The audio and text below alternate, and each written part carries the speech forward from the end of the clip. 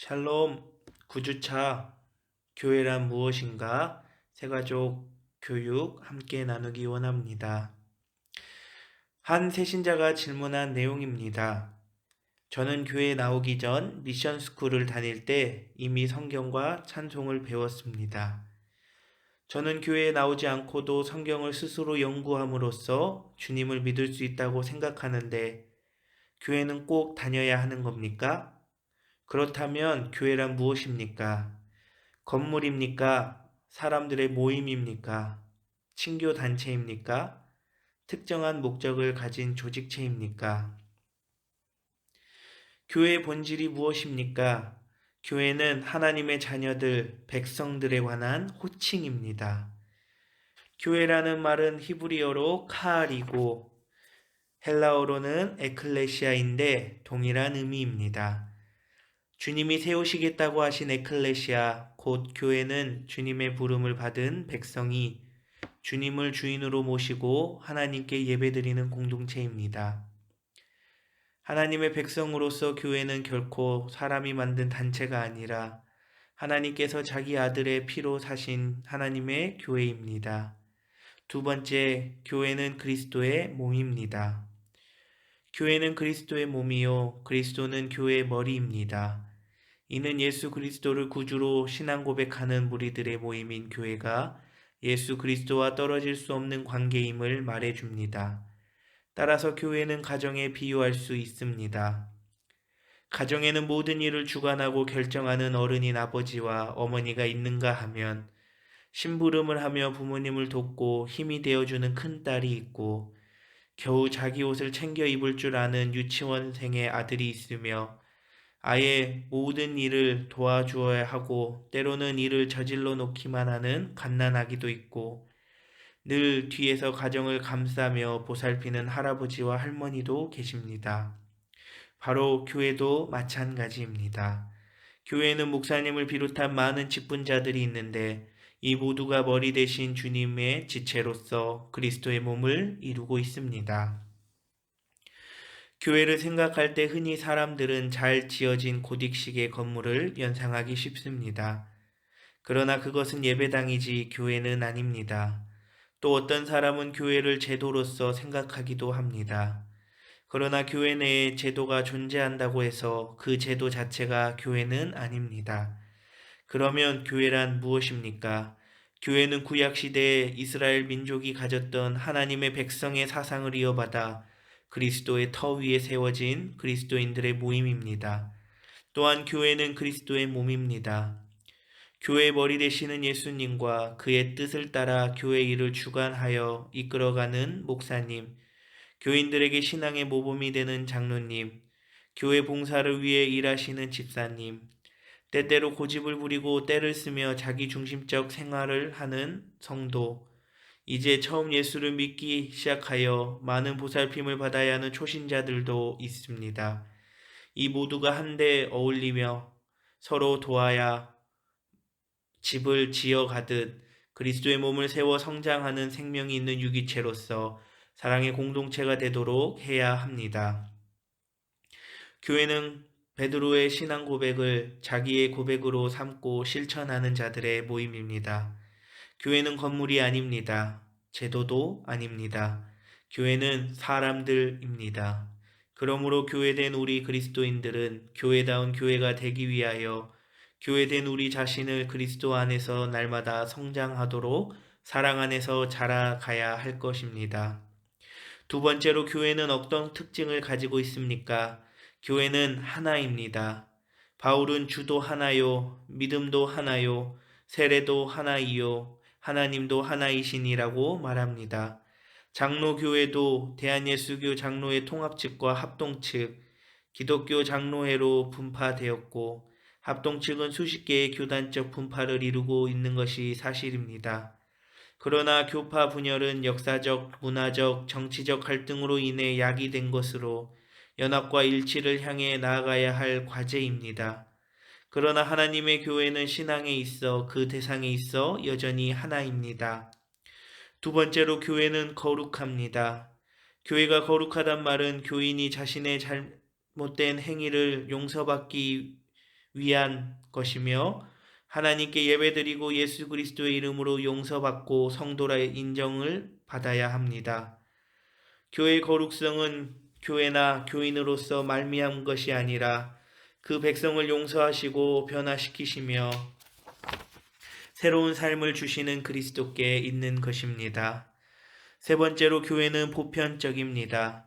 교회가 보편적인 까닭은 첫째로 주님께서 만민을 위하여 오셨기 때문이며 둘째로 교회는 진리를 모르는 사람에게 가르칠 사명을 가지고 있기 때문입니다.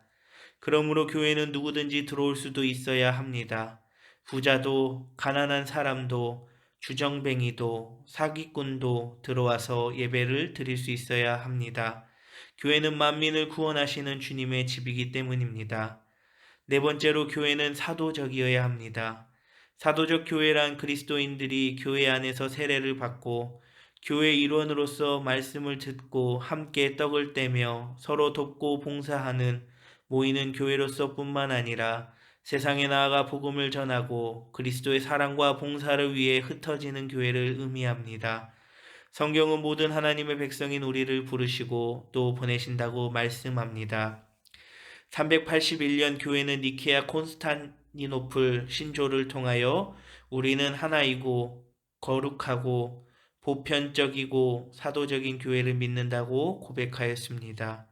교회는 언뜻 사람들의 모임으로 보일 수 있으나 그 특성에 있어 신적인 기관으로서의 특징을 가지고 있습니다. 교회가 하나인 이유는 교회가 믿는 주님이 한 분이시기 때문입니다. 이는 교회 기구나 제도, 교파가 하나라는 의미가 아니라 교회의 존재의 목적과 신앙이 하나이며 믿음의 대상이 하나이며 그 사명이 하나라는 뜻입니다. 그리스도인들은 성도라고 부릅니다. 이는 거룩한 사람이란 뜻입니다. 과연 그리스도인들은 모두 거룩합니까? 교회는 사람들의 모임이므로 욕심쟁이도 있고 때로는 위선자도 있고 비양심적인 사람도 있습니다. 그럼에도 불구하고 교회가 거룩하다는 것은 교회에 모인 사람들이 자신이 죄인임을 고백하는 백성들의 공동체라는 점입니다.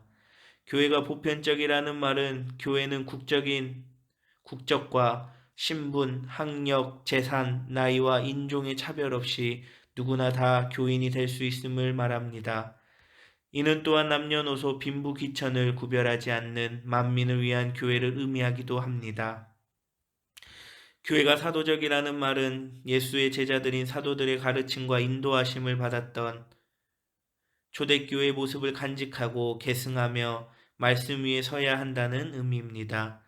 교회는 하나여야 하고 거룩해야 하며 보편적이고 사도적이어야 합니다. 그러므로 교회된 우리는 끊임없이 자신을 이와 같은 모양으로 가꿔야 합니다. 교회는 어떠한 사명을 가지고 있습니까? 교회의 사명은 예배 드리는 일입니다. 그리고 이 안에는 말씀의 선포와 성례전의 집행이 있습니다.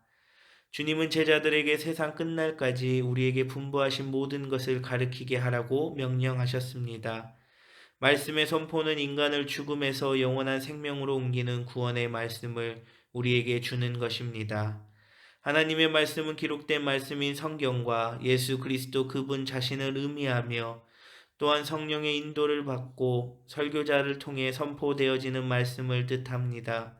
성례전은 그리스도인의 십자가의 죽음과 그 대속을 기억하는 예식입니다.